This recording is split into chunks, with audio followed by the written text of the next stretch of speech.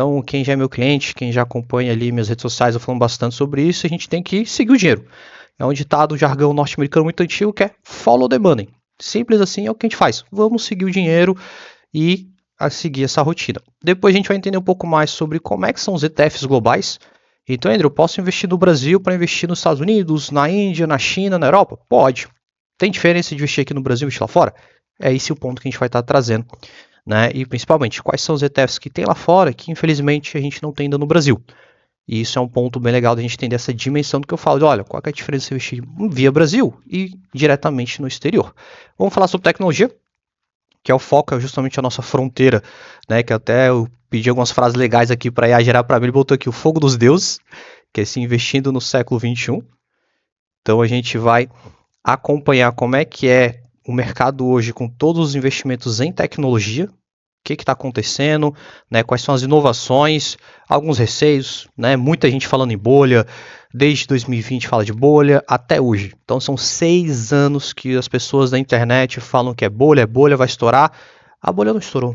Né, e eu vou mostrar por que eu não acho que é bolha, porque a outra parte do mercado também não acha que é bolha, porque tem muita gente ganhando dinheiro.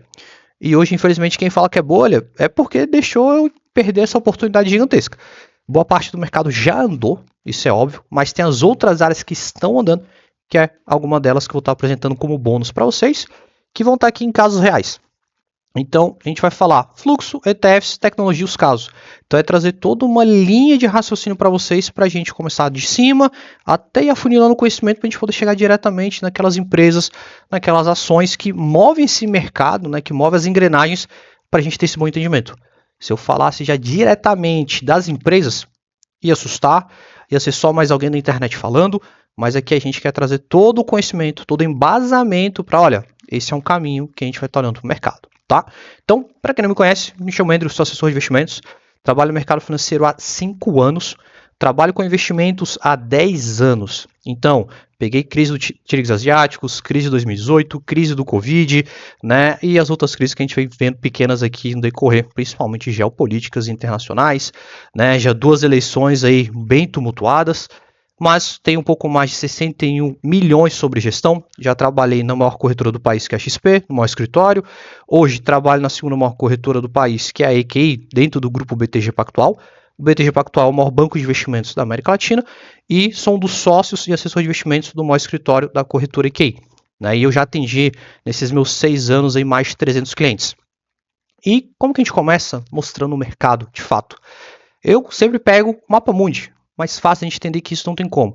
Por que o Brasil está em cinza, Andrew? O Brasil representa, pessoal, apenas 1,8 trilhão de dólares de investimento. Então o mercado de capitais ele não olha para o Brasil. O Brasil é aquela brincadeira, é o troco do pão. Eu vou investir onde é que é o troco do pão? Não, é quando sobe o troco, eu vou investir no Brasil. 1,5% total do capital investido no mundo vem para o Brasil. Ou seja, se você só investir em Brasil, você deixa de aproveitar 98,5% das oportunidades no mercado. Ou seja, você literalmente está deixando de ganhar dinheiro. Né? Não é só deixar na poupança, mas deixar de ganhar dinheiro de verdade. Como, Andrew? Vamos olhar aqui, mercado europeu, 18 trilhões. Representa 15% do mercado do mundo. Ásia, Pacífico, 35 trilhões, 29%. E aqui na Ásia a gente está falando principalmente de Índia e China. As 2 maiores populações. Índia, né, 5ª, 8ª maior economia, a gente vê China, 1ª/2ª maior economia do mundo, disputando principalmente com a hegemonia que é os Estados Unidos, que é o dólar, onde tem 60 trilhões de dólares, 50% do mercado está aqui. Então, se você não está investindo em dólar, se você não está investindo nos Estados Unidos, uma corretora internacional, você está fora de 98% de onde está a festa, de onde o dinheiro realmente está indo, onde dinheiro chama dinheiro. Então, por isso que eu falo para todo cliente meu, atingir um patrimônio ali, pelo menos de 200 mil reais, tem que dolarizar o patrimônio, não tem outro plano. Ele vai servir como proteção contra risco Brasil, ele vai servir contra proteção contra risco político, ele vai servir como alavancagem de investimentos, como diversificação dos teus investimentos. E um detalhe mais importante, que o brasileiro ainda não tem essa percepção. Tudo que a gente compra hoje em dia, pessoal, é dolarizado. Não existe nenhum produto que ele comece do absoluto zero e vai até a ponta final feito 100% no Brasil. Isso significa que vai para fora boa parte dos produtos e depois volta para cá o produto final.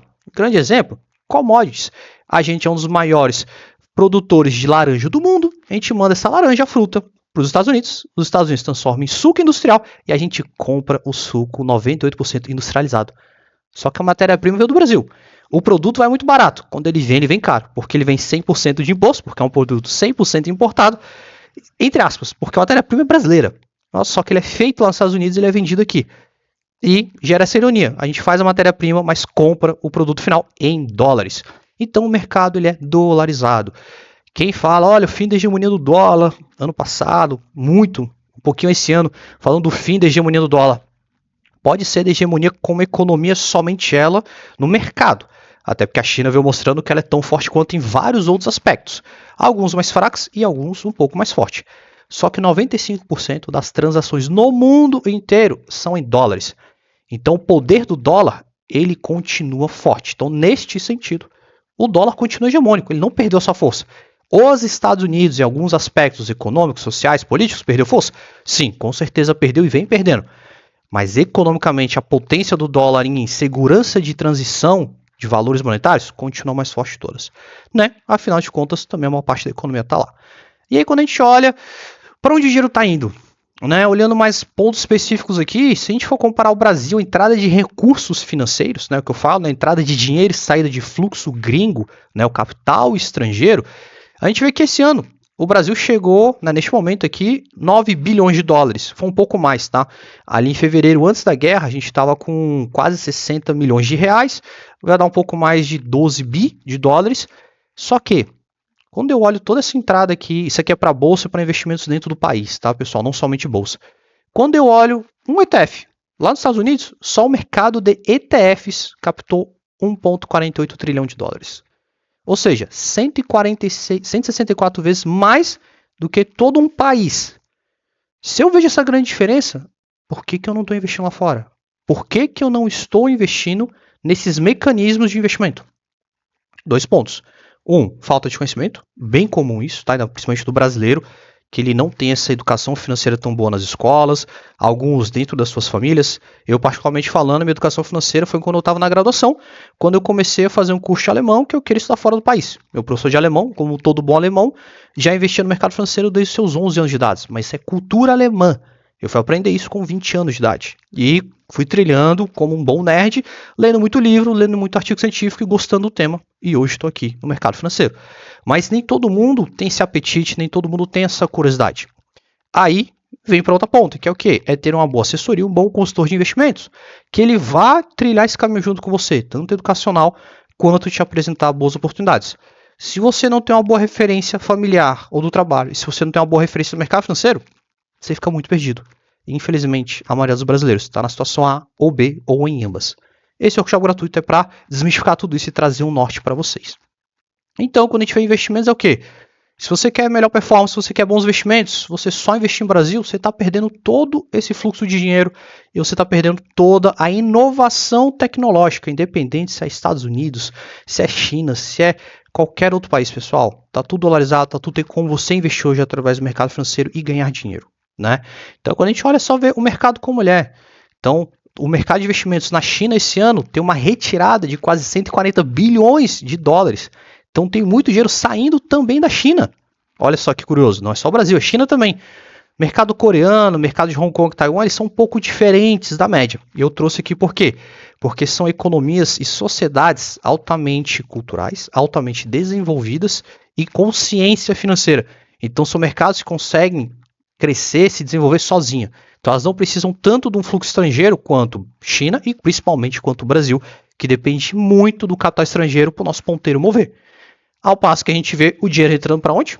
Estados Unidos. Entrando aonde? Em ETFs do mundo inteiro, não somente especificamente Estados Unidos. Mas o mundo está investindo ali e a gente vai estar falando sobre isso. Quando eu falo, Andrew, vou investir em ETFs então. Você mostrou para mim um caminho tranquilo, muito eficiente, com baixíssimo custo. E eu não tenho que ficar todo dia analisando relatórios, fundamentos, né, igual você faz, porque você é profissional, é da sua área fazer isso. Eu trabalho com uma outra área, vou trabalhar com agricultura, vou trabalhar sendo um comerciante, vou trabalhar vendendo uma lojinha, sendo vendedor, vou trabalhar sendo empresário, sou diretor de uma empresa, de uma multinacional. Eu não tenho tempo para acompanhar o mercado. Ou eu tenho que investir em ETFs porque são altamente eficientes e economizam meu tempo, ou eu preciso de alguém para me ajudar nisso, para economizar meu tempo também do outro lado. Então, quando a gente fala em ETFs, que é o mercado mais simples do mundo, criado por um norte-americano e que revolucionou o mercado e continua a revolucioná-lo, que no Brasil a gente ainda está encaminhando ali, mas lá o pessoal está correndo muito forte. E a gente vê, no Brasil, ano passado, 26 ETFs lançados. 26 ETFs em 2025. Ano passado, nos Estados Unidos, 1.110 ETFs lançados. 42 vezes a mais do que no Brasil. Isso, claro, Andrew, os Estados Unidos tem bolsa desde 1800, lá vai bolinha. Bolsa brasileira aqui no Brasil de verdade é 2007, quando juntou Bovespa de São Paulo e do Rio. Sim, mas o mercado é eficiente, você pode aprender muito rápido com o que eles já erraram e atualizar aqui. Nosso mercado não está aprendendo e não está se atualizando tão bem. E o mercado lá sim, está correndo muito, se atualizando muito, muito rápido. Por isso essa quantidade gigantesca à frente de criação de ativos comparado ao Brasil. A gente poderia simplesmente só replicar e já estava tudo ótimo. Mas a nossa economia não é capaz de fazer tudo isso, até porque a gente não tem empresas desses setores. Não temos uma bolsa de valores tão robusta, com tecnologia, com incentivos, tanto governamentais quanto incentivos empresariais da população como um todo. E aí quando a gente olha comparativo de investimento, que é o nosso foco aqui, eu vejo o Brasil. Tem em torno de 100 ETFs listados. Estados Unidos, mais de 4 mil. Novos ETFs, eu já falei, 26 contra 1.100, 1.110. Total de valor sobre gestão no Brasil, 50 bi. Quando a gente olha ali para os Estados Unidos, a gente está falando de 13 trilhões de dólares que tem investimentos só numa classe chamada ETFs. E dentro da classe de ETFs você vai ter a sua subclasse ali de diversas áreas, dos ETFs mais exóticos aos mais conservadores possíveis. Então é um mercado que tem praticamente de tudo na prateleira. Você pode pegar um ETF de cannabis, você pode pegar um ETF de alienígenas, você pode pegar um ETF de semicondutores, um ETF só de empresas de tecnologia, um ETF só de setor industrial. Tem para todos os estilos de economia. E aí quando a gente olha a questão de penetração de mercado, no Brasil, apenas menos de 1% dos ETFs tem penetração na nossa indústria. Ou seja, é uma indústria muito arcaica e fechada. Indústria norte-americana, mais de 50% da indústria já tem algum ETF. Ou seja, vantagem, oportunidade, diversificação. E aí, a gestão de lá ela é muito, muito baixa, ou seja, muito menor. Custo para você, cliente, ela é muito menor. Tem ETF, um dos maiores do mundo, cobra 0,05% ao ano sobre gestão. Aí você fala, poxa, André, eles não ganham dinheiro? Claro que eles ganham. É um ETF que tem mais de $1 trilhão. Se eu cobrar 0,05% ao ano, ainda assim é muito dinheiro. Ele replica o próprio SP500. E a gente está falando do quem? SPY, que é o SPY, do VO e do IVV, que são os 3 maiores ETFs do mundo, que eles replicam o índice do SP500, que são as 500 maiores empresas listadas nos Estados Unidos. Ou seja, uma eficiência tranquila, você não precisa comprar as empresas, você compra os ETFs e acabou. Simples e você faz uma boa gestão. ETFs da nova tecnologia, a nova fronteira, que é o que a gente vem falar basicamente hoje, né? Semicondutores, IA, robótica, aeroespacial. Brasileiro nem sabe o que é isso. Dá uma pesquisa no Google Brasil, baixíssimo a penetração de pesquisa sobre isso aqui. Vai lá para os Estados Unidos, vai lá para a Europa, vai principalmente para a Ásia. Tem muitas opções nesse mercado. E esse é um mercado que, novamente, quando eu falo em minhas reuniões com clientes ou possíveis clientes, eles abrem o olho arregalado porque nem sabia que existia. Achava que era só filme, que era só ficção científica. Não, mas tudo já está acontecendo. Eu tenho um cliente nos Estados Unidos, em Miami, que ele já tem um robô trabalhando na casa dele com faxina. E não é aquele robôzinho redondinho não, pessoal, tá? Já é um humanoide. Já é um humanoide chinês trabalhando, lavando louça. Então isso já é realidade. Nós já temos nos Estados Unidos, na Arábia e na China, robôs humanoides na rua, trabalhando, ajudando o serviço policial, ajudando em outras demandas, outras tarefas. Isso é realidade. Para o brasileiro, ainda é um sonho, ainda é um filme de ficção científica. Para a grande maioria. Mas para o mercado, isso já está acontecendo. E tem dinheiro aqui para a gente poder investir, para a gente poder ganhar mais dinheiro em cima disso. Então, a gente está falando de um mundo que já colocou 13,5 trilhões de investimentos em ETFs. E aí vamos entender um pouquinho dessas ferramentas. Como que a gente vai olhar hoje para essa nova fronteira da economia e olhar oportunidades. Porque aqui eu quero olhar oportunidade de mercado. Então, eu pego esses pilares aqui para vocês olharem. Sempre uma análise de cima para baixo, uma análise top-down, que eu gosto de fazer. Então, a gente vai olhar o quê? Inteligência artificial como todo, aqui onde todo mundo hoje conhece. É um ChatGPT, é um Gemini, é um Cloud, todo mundo conhece aqui, é um Grok, todo mundo sabe mexer, todo mundo tem já no seu aplicativo ali. Mas usa muito bem? Você usa como ferramenta ou como dispositivo para escalar o seu negócio, o seu trabalho, as suas demandas? A maioria das pessoas usa como ferramenta. E aí não gera crescimento, não gera evolução. Aqueles que entendem que você consegue pegar isso daí e utilizar como escalabilidade do seu negócio, e tem hoje 5,5 trilhões de dólares de investimento que vai chegar até 2030, pelo próprio análise do JP Morgan, que é o maior banco de investimentos do mundo. Por quê?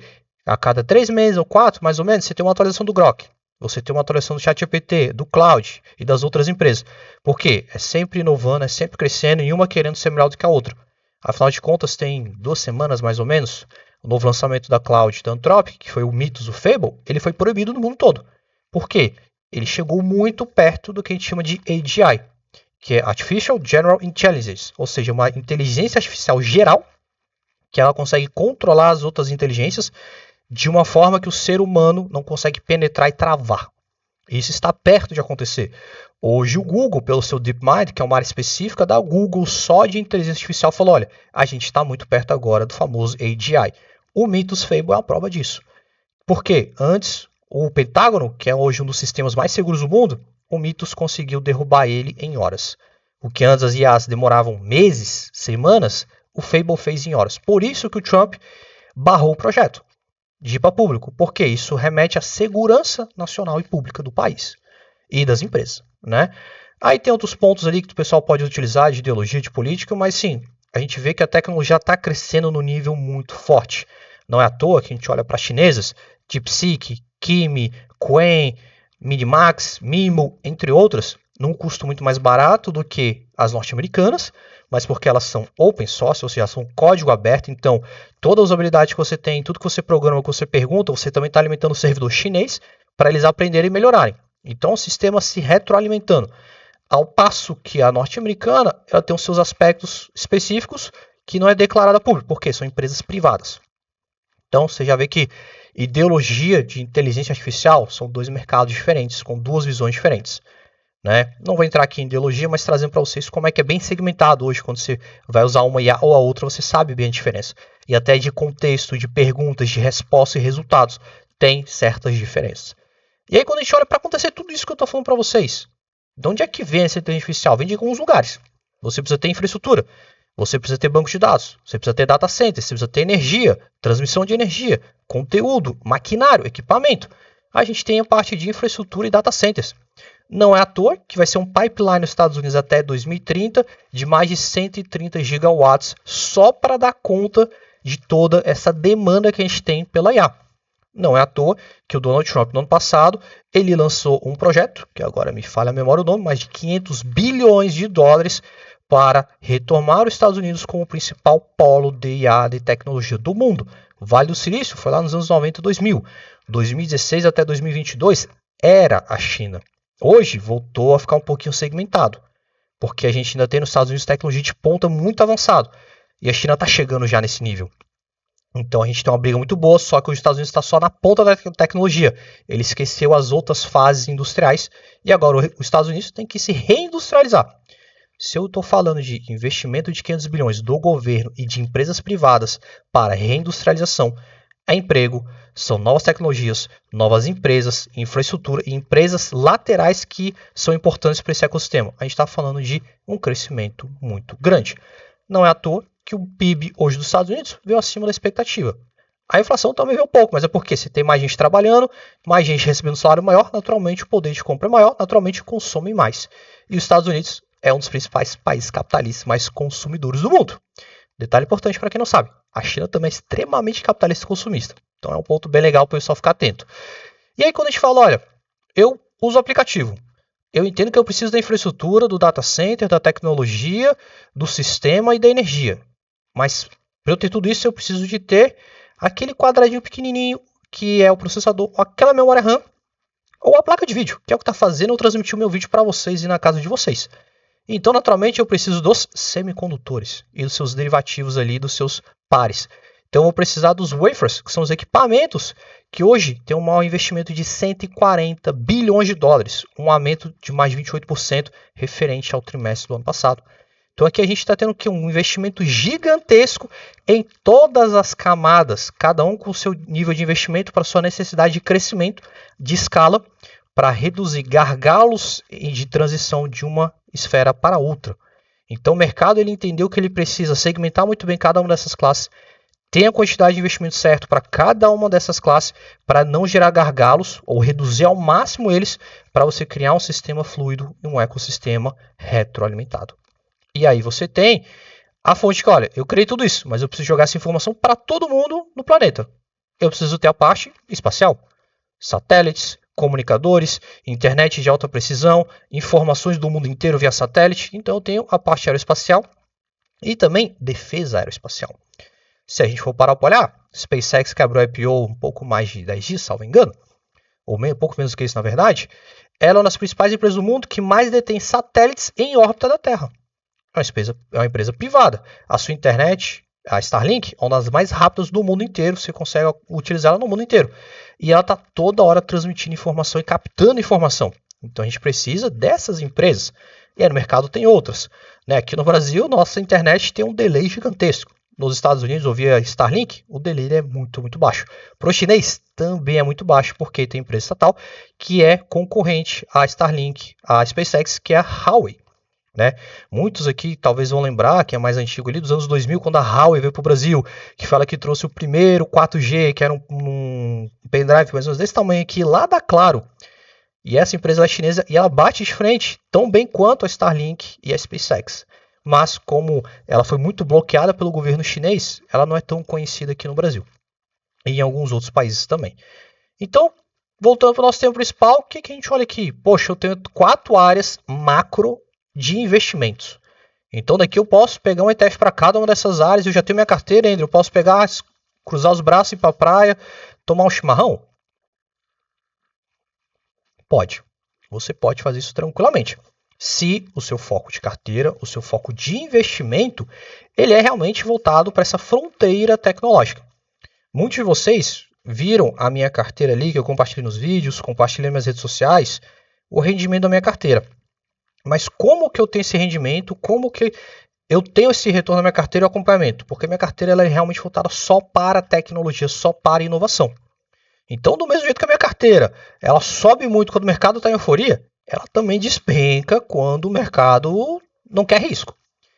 Eu tenho um apetite a risco. Então, eu tenho empresas que vão sofrer muito mais do que isso. Tem clientes que não têm aversão a risco. Então, você não precisa comprar a empresa. Você pode comprar o ETF, que é o setor, controlar o seu risco, reduzir a sua posição. Então, tem várias formas de você montar um manejo. Tem dúvidas? Depois você me chama no privado que eu te ajudo, para ajudar você a montar o seu projeto. E aí, quando a gente fala de projeto, o que a gente olha aqui? Vamos pegar o nosso Ibovespa, A gente está comparando com o Brasil. Se eu for olhar com o Ibovespa, num prazo de 4 anos, rendeu 22%. Quase que a inflação real do brasileiro. Se eu olhar só o ETF de semicondutores, 412%. Isso aqui chega a ser uma brincadeira quando a gente fala que quem comprou só esse ETF quadruplicou o seu rendimento aqui.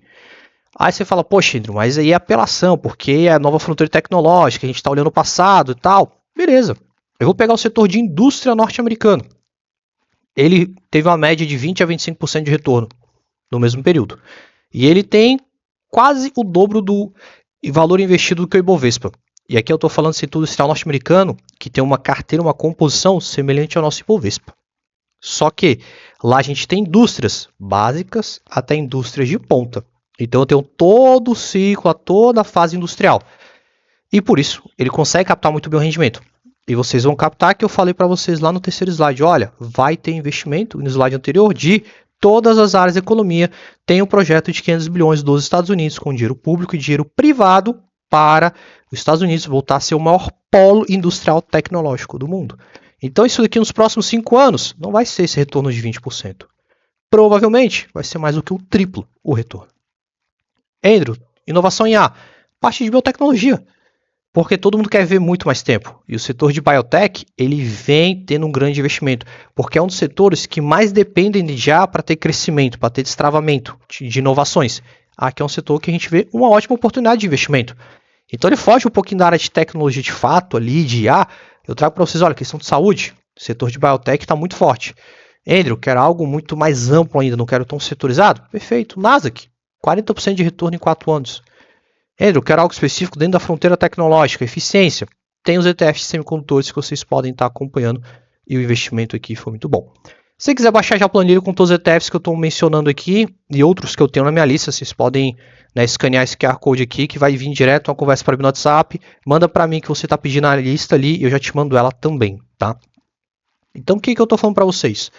Olha, fazer esses investimentos aqui, montar uma carteira desse jeito, por exemplo, não é garantia de resultado, não é promessa que eu quero fazer, é você como alocar isso, como você vai montar isso dentro do seu patrimônio, como você vai colocar isso dentro do seu portfólio e a maneira com qual você vai colocar isso é muito importante. Vai depender se você tem um perfil muito mais conservador até um perfil muito arrojado. Então por isso você precisa entender muito bem os riscos que você vai estar colocando aqui, tá? É importante ter essa análise e parar para sentar para entender. E aí quando a gente fala, por que eu disse lá no começo que isso aqui não é bolha? Aqui a gente montou um fluxo, um gráfico parecido com a bolha. Mas por quê? Eu pego as maiores empresas desse setor e mostro para vocês que elas não são bolhas. Então todo mundo aqui conhece pelo menos metade. Microsoft, Amazon, Google, Meta, todo mundo conhece. E Samsung. Aí você fala, Andrew, Samsung está dentro dessa fronteira? Sim, está dentro dessa fronteira. Todo mundo vai conhecer Samsung pelas máquinas de lavar, pelas televisões, micro-ondas. Mas não, Samsung é uma das maiores produtoras de memória RAM do mundo. A maior produtora, Micron, ambas são coreanas.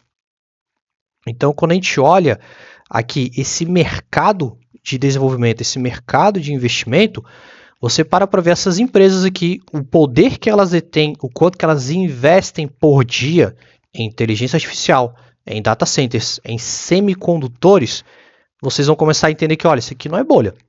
Porque eu tenho as maiores empresas, cada uma no seu setor, onde elas conseguem ter receita de vários produtos, além do foco de IA. Nos anos 2000, a receita, entre aspas, era focada na bolha.com, na inovação tecnológica, algumas empresas falavam IA. Se a empresa colocava o .com, todo mundo já saia comprando. Aqui é diferente. O mercado ele aprende com os erros, e ele aprende muito rápido. As pessoas nem tanto. No mercado, por exemplo, tem um fator muito legal, que é uma história que eu gosto de contar para todo cliente meu, mostrando que isso aqui não é bolha. Em 1999, uma empresa, um dos maiores produtores de leite do interior dos Estados Unidos, colocou o nome da empresa em um site. Então botou o nome da empresa lá, que agora não vou lembrar, .com.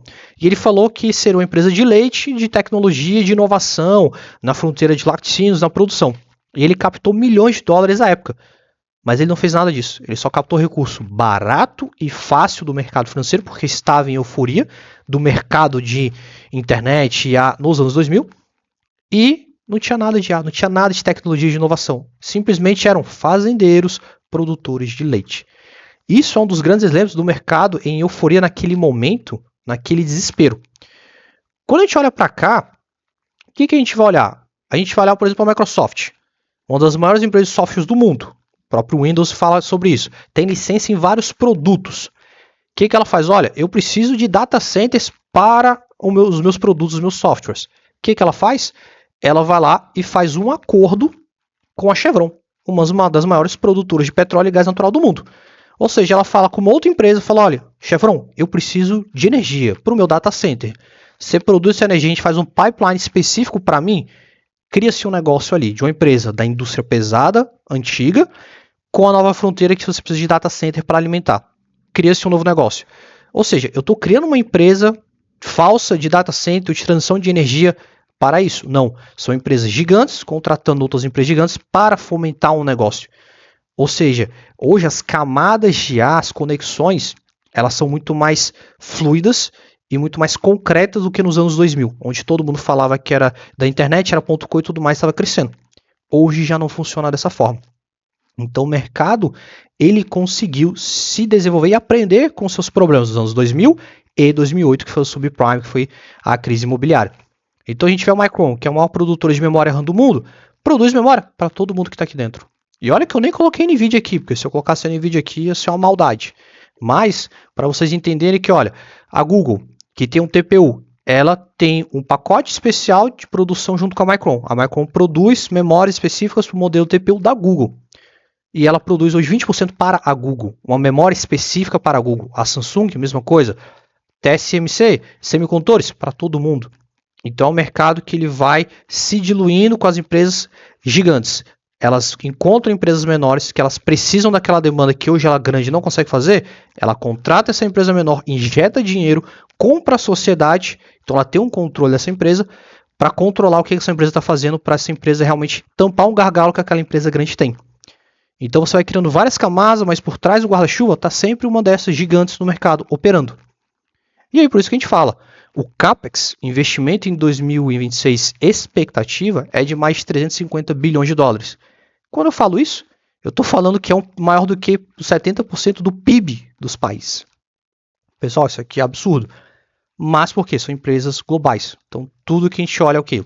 Demanda estrutural é exponencial. Ciclos de investimento são muito longos, porque se eu quero fazer um data center bem feito, leva 2 a 4 anos. Se eu quero ter uma vantagem competitiva, Samsung, Micron, TSMC, que estão lá no início, lá nos semicondutores, na memória, ali nos processadores, elas têm que continuar inovando e deixar aquilo em segredo.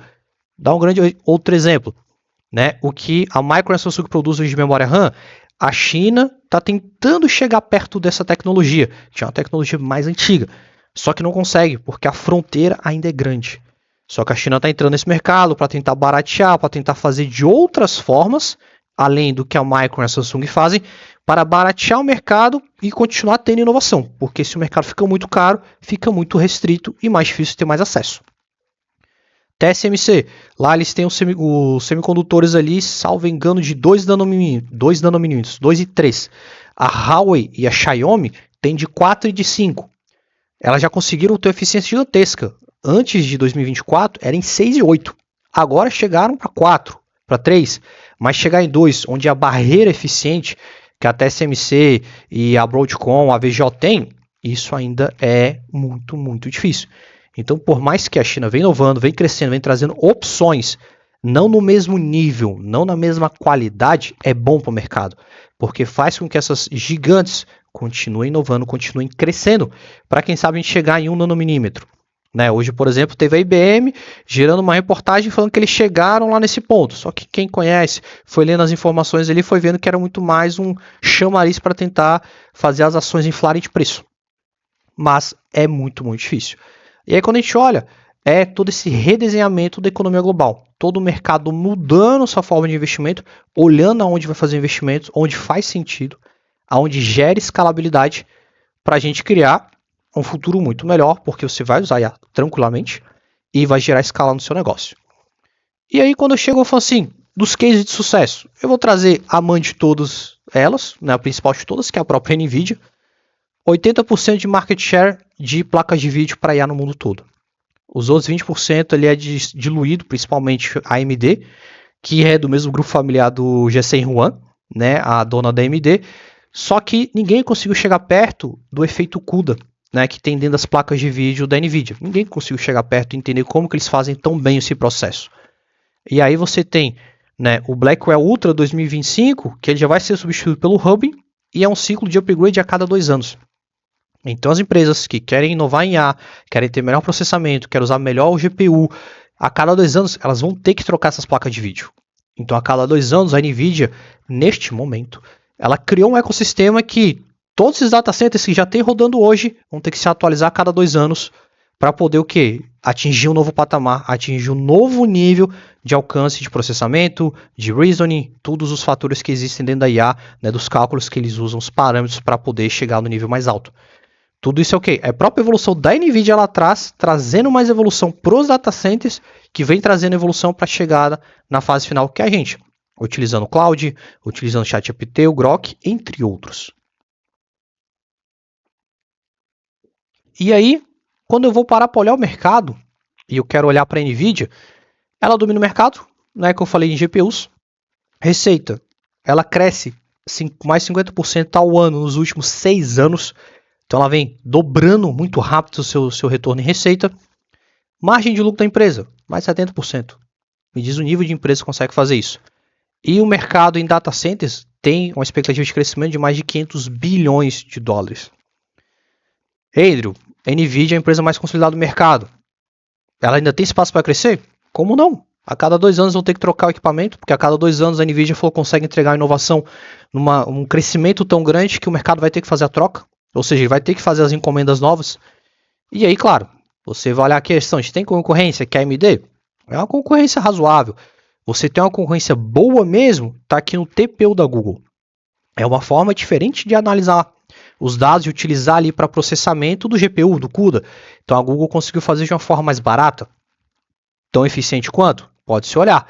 E tem o crescimento da Amazon através do Trianium, que isso aqui ainda é embrionário, mas vale a pena ficar de olho. Então na hora que a gente olha a Amazon, é só e-commerce, é só o AWS, é só o Amazon Prime, Prime Videos? Não. A Amazon é muito forte em outros segmentos. E ela está querendo entrar nesse mercado que hoje é só NVIDIA e Google. É só GPU e TPU. A AMD ela é o patinho feio da história. Ela está ali no meio, meio sem querer não está ali no meio. Mas é só TPU e GPU. Se a Amazon entrar nesse caminho, a gente vai ter 3/4 grandes empresas e 2 gigantes dentro desse mercado aqui de processamento. Então você não tem um monopólio. Você tem mais empresas crescendo. Isso é bom para o mercado porque esse ciclo aí continua bem interessante. Quais são os pontos negativos ou que a gente tem que olhar com risco? É a parte mesmo regulatória da briga geopolítica dos Estados Unidos com a China, né? E vice-versa. Claro que quem olha valuation vai ter as suas métricas particulares de olhar, né? Não existe uma receita de bolo para você analisar valuation, então é que eu deixo a cargo de cada um. Mas o que eu falo para todo cliente essa frase? A NVIDIA ela não vende só chips, ela vende toda a parte do futuro de inteligência artificial, passa pela NVIDIA. E aqui é um ponto muito importante, é o cérebro do nosso ecossistema. Se a gente vai para o nosso segundo case, quase ninguém conhece a empresa. E eu conversei com muitas pessoas, né, gestores também, não fazem ideia. Foram descobrir essa empresa 2-3 meses atrás. Que é a Micron, que é onde ela trabalha. Em todo o gargalo crítico da IA depois da GPU. Então se eu tenho um gargalo com a NVIDIA, eu vou ter um outro gargalo que é esse, vamos dizer aqui, um chip aqui de processamento pequenininho, mas que gera um problema e que gerou uma eficiência e inovação gigantesca. Então a gente tem que o produto da Micron, que é o HB M3 e o 4, então a eficiência, vocês veem que, olha, um produto de 2024 ele era bom. O que vem lançamento para esse ano, ele é 2 vezes melhor do que o outro. Então a gente está falando de empresa que está tendo expansão, tendo crescimento e inovando. Naturalmente o mercado vai ter que seguir, o mercado vai ter que fazer compras desse produto. Então é uma empresa que tende a continuar crescendo. E ela é a empresa número 1 para memórias de inteligência artificial. Onde o foco dela não é memória aqui para o meu notebook ou para o seu computador, uma memória para o seu celular. Não, é a memória específica para data center para inteligência artificial. É um outro nível de tecnologia, é um outro nível de processamento e de capacidade. Então, a gente vê que eles requerem o quê? Só a parte de inteligência artificial, infere-se, que você vai ter que ter 5 a 10 vezes mais memória do que treino para o próximo ciclo de demanda do mercado de IA, que, quem sabe, a gente vai chegar no que eu falei lá no começo, que é o AGI, que é onde a Anthropic está perto de chegar e que o DeepMind da Google hoje falou que também está próximo de chegar. Então a gente vê que o mercado ele vem crescendo num ritmo interessante, ele já vem alertando, ele vem dando sinais. Cabe a gente somar os fatores ali, montar o quebra-cabeça e olhar para o mercado. E se eu for olhar para o mercado como um todo, a gente vai ter NVIDIA, Microsoft, o AWS da Amazon, Cloud da Google, a Meta, querendo ou não, ainda assim vai, Oracle com seus data centers e tem muitas outras empresas. Tudo aqui num hub estratégico de acordos de líderes de hyperscales de mais de 100 bilhões de receita anual recorrente e de longo prazo para um único setor. Quando a gente vai olhar balanço, valuation, você ter uma recorrência de receita mínima garantida de 100 bilhões é muito dinheiro, gera uma tranquilidade de caixa para qualquer empresa, independente do seu tamanho. Então, quando a gente olha a questão da tese, eu expliquei para vocês. O resultado do balanço da empresa ontem foi muito bom.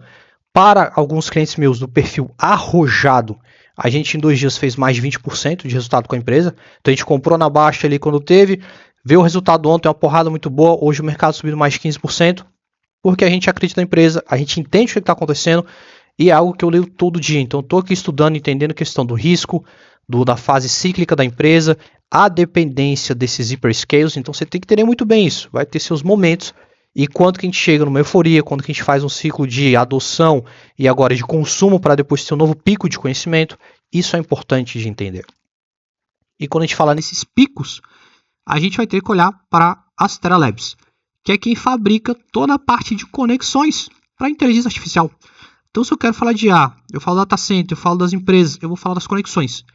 E aqui ele pega toda a conectividade que tem do GPU lá da NVIDIA, no qual a NVIDIA tem parte societária dentro da Astera Labs.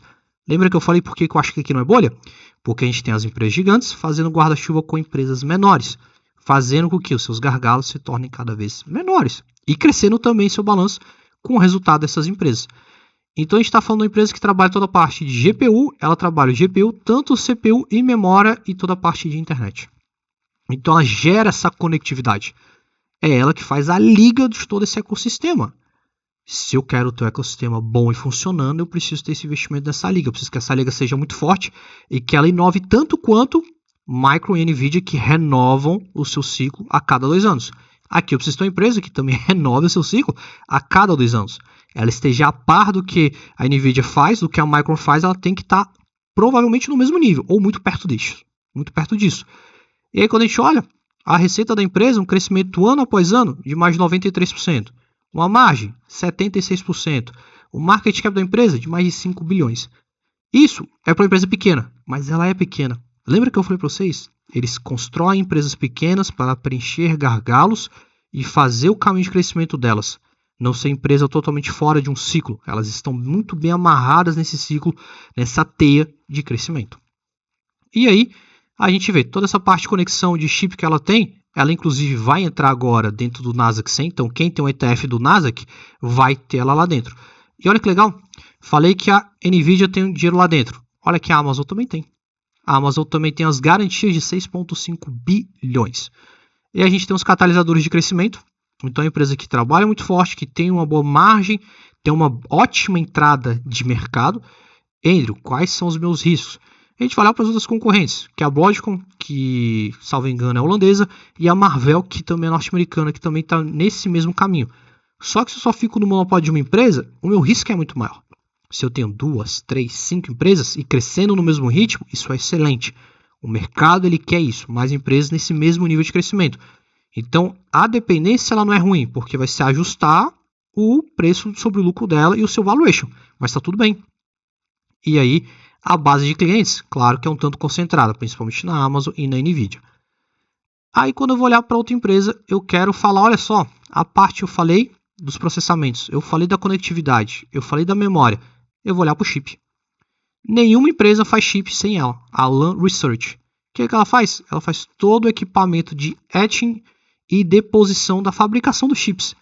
Se a gente tem aquela discussão hoje, Taiwan, da ilha, Estados Unidos e China, aquele temor gigantesco de vai invadir, não vai acabar com a empresa, eu preciso ter alguém que faça o que aquela empresa precisa. A Lam faz tudo que a TSMC precisa para a produção dos seus chips. Então, chips de 7 nanômetros, 5 e 3, é tudo com ela, e o de 2. O de 2 ele é exclusivo para Hong Kong, então ele não vai lá para Hong Kong, não sai de Hong Kong e Taiwan. Os outros aqui já é um pouco mais liberal esse mercado. Liberal entre aspas, porque os Estados Unidos ainda bloqueia, principalmente para a China. Por isso que a China foi, através das suas próprias empresas estatais, criar, né, a sua própria produção. Mas eu pego esse processamento aqui, o que ele vai fazer? Data centers, mais chips, mais wafers, tudo vai para essa empresa. Então, se eu tenho as outras áreas com uma demanda gigantesca, eu vou aumentando a demanda para outras pontas. Até chegar nessa empresa, porque ela vai ter que entregar o processo para ir para a TSMC, para depois vir para a Micron, vir para a Samsung, para vir para a NVIDIA, vir para a Google e chegar no mercado para a gente através do Google Cloud, através do ChatGPT, do Gemini, do Grok e de outros. Então a gente tem um ecossistema retroalimentativo. Então a gente entende o quê? Como que é a receita da empresa? Olha o recorde de crescimento de receita trimestre a trimestre da empresa, isso em bilhões de dólares. Então o crescimento só no primeiro trimestre desse ano de mais de 24%. Uma empresa que tem uma receita recorde de quase 6 bilhões e ela continua sendo a principal nessa parte de etch de condutores e na segunda maior de deposição. Então qual que é o slogan da empresa? Todo mundo quer fazer o crescimento na corrida dos semicondutores, vai precisar da pá e da picareta para poder escavar isso. E a Lam Research é a empresa que vai fazer isso. Risco da empresa? Novamente, questão geopolítica, exportação, importação via de China, Estados Unidos, a briga. Tem-se a concentração, igual eu falei, né, dos wafers para a TSMC, Samsung, Intel e Micron. Mas esse é o caminho porque são as principais empresas, são as líderes. Então, naturalmente, ela tem que fazer esse caminho. Então, naturalmente, tem que ter a concentração. O efeito do ciclo é o quê? Essas empresas têm maior demanda, a demanda também chega para ela. Qual que é o grande problema? A produção ela não é tão escalável quanto é a demanda.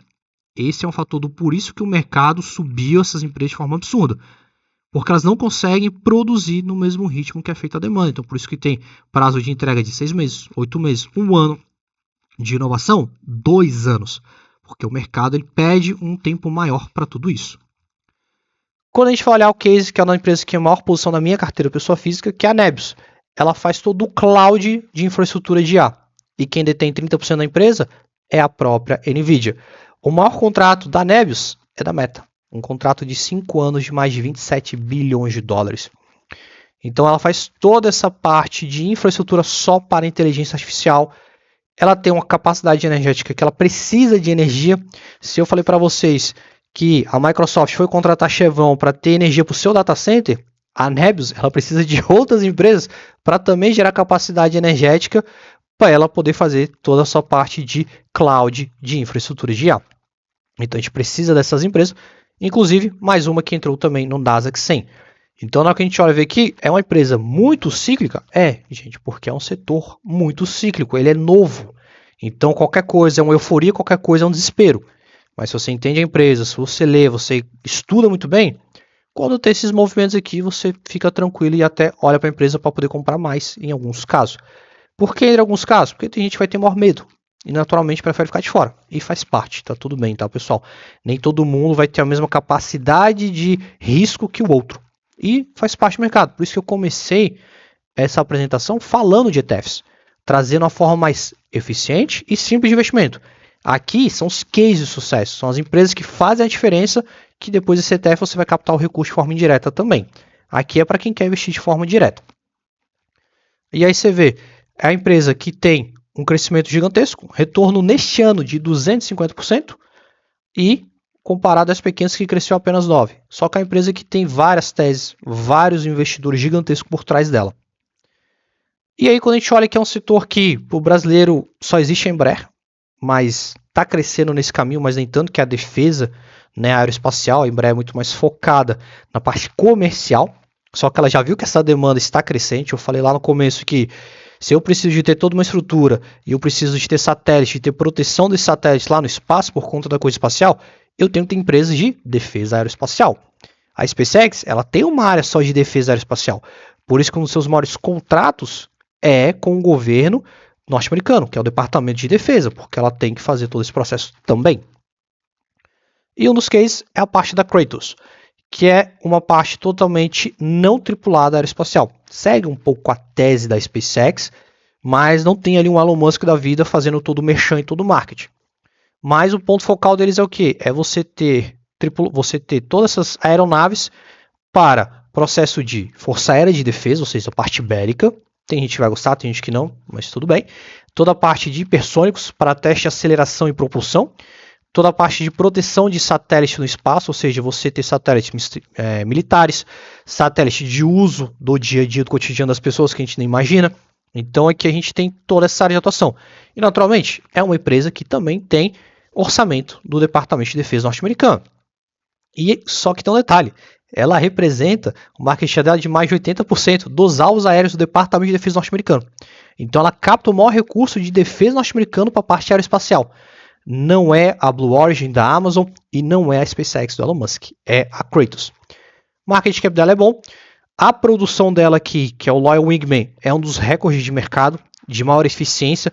Briga muito forte com o chinês, que agora eu não vou conseguir falar o nome, porque é um nome bem complicado. Só que ele foi proibido nos Estados Unidos junto com a DJI, que é a que vende de forma comercial os principais drones do mundo e mais baratos. Só que para a parte de defesa bélica, o da Kratos ainda tem uma certa vantagem sobre os chineses.